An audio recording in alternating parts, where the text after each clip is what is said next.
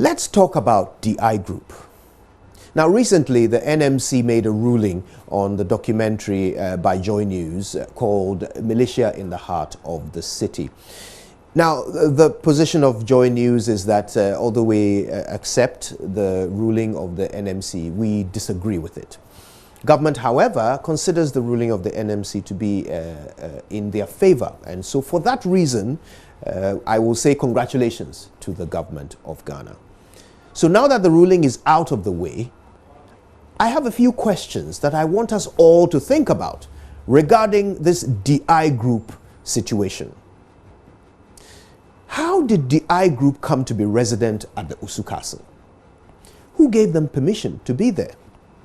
Who failed to evict them 3 times from that castle? Which government official contracted the president's former bodyguard, Choman, leader of the DI Group, to retrieve stolen vehicles? Was there a competitive tender? Which other persons or companies bid for that job? What made government choose him, Choman, in particular? How much was he paid? What was the duration of the contract? How many cars did Choman retrieve and from whom? How did DI Group succeed in removing national security operatives from Avian's cargo village? Are those national security operatives still employed by the state? Were they sanctioned for deserting their posts? What happened during the period that Avian's cargo village was under the control of DI Group? Was any contraband, drugs, weapons, etc., brought into the country during that time?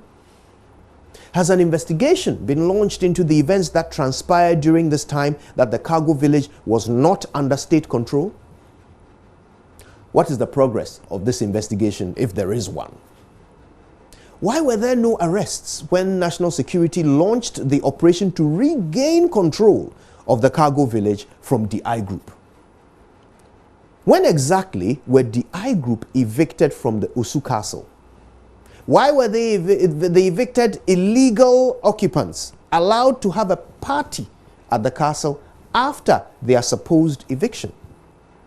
Why was the group allowed to advertise themselves as a security company when they had no license to do so? When will they be prosecuted for that? Where is the DI Group now? Are we tracking and monitoring this group, which has shown it is capable of overpowering a team of national security operatives and assuming control of state facilities? And finally, why did the presidency say that they knew of no such group when Manasseh originally sent a text to them to inquire about it? These are just a number of questions that occur to me. I'm sure you probably have more too. But together, our responsibility is to make sure that the government answers these questions. The NMC issue was about whether or not the documentary met certain guidelines. That is now out of the way. Let us deal with the substance. Let us get answers from our government. Let us not let illegal, unlawful things happen and simply be glossed over. Let's get back to the issue and let's demand accountability. Thank you.